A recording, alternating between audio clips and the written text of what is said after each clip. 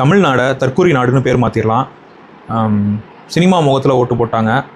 இந்த மாதிரி டிவிக்கு ஓட்டு போட்டவங்கள பற்றி ஏகப்பட்ட விஷயங்கள் வந்துகிட்டே இருக்குது, மீம்ஸு அந்த மாதிரி. நான் அப்படி நினைக்கலங்க.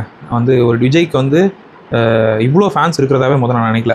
ஸோ இது அவர் ஃபேன்ஸ் மட்டும் ஓட்டு போட்டு ஒரு 1.5 கோடி பேர் அவருக்கு ஓட்டு போட்டுக்க சான்ஸ் இல்லை. ஸோ பொதுமக்களும் இதில் போட்டிருக்காங்க.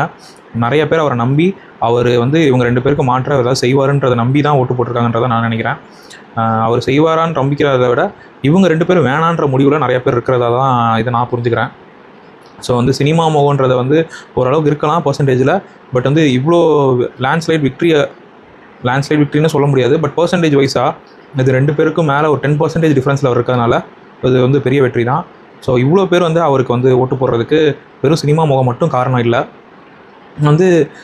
டிஎம்கே ஆட்சி போய் ஏடிஎம்கே ஆட்சி பார்த்தாச்சு, டிஎம்கே ஆட்சி பார்த்தாச்சு. இப்போ இவங்க புதுசாக வராங்க, இன்னும் பதவியே ஏற்கலை. அவங்களுக்கு ஒரு ஸ்பேஸ் கொடுத்து அவங்க என்ன தான் பண்ணுறாங்கன்னு பார்க்கணும். ஏன்னா அவங்க நிறையா விஷயம் சொல்லியிருக்காங்க. உண்மையிலேயே நல்ல ஆட்சி பண்ணால் அது நம்ம தமிழ்நாட்டுக்கு தான் ரொம்ப நல்லது.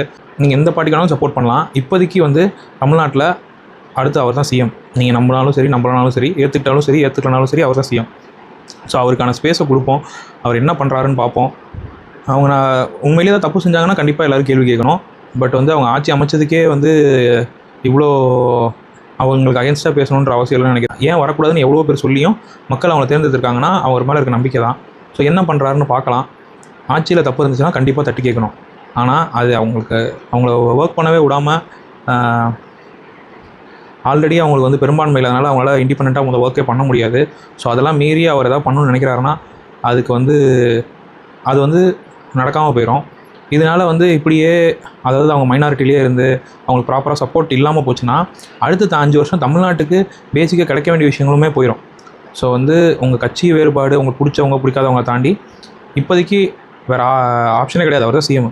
ஸோ அவர்கிட்டருந்து பெஸ்ட்டு ஒர்க்கை எப்படி வாங்குறதுன்றதை, இப்போ அவர்கிட்டருந்து நமக்கு தேவையான நல்லதுகளை நம்ம எப்படி எடுத்துக்கிறது, பிஜேபியை அவர் உள்ளே விடாமல் கரெக்டாக வச்சுக்கிறாரா, இந்த மாதிரி விஷயங்களை ஃபோக்கஸ் பண்ணுறது நல்லது. இவ்வளோ பெரிய மக்கள் தீர்ப்பை ஈஸியாக தற்கூரிகள் தீர்ப்பு அப்படின்றத என்னால் ஏற்றுக்க முடியல.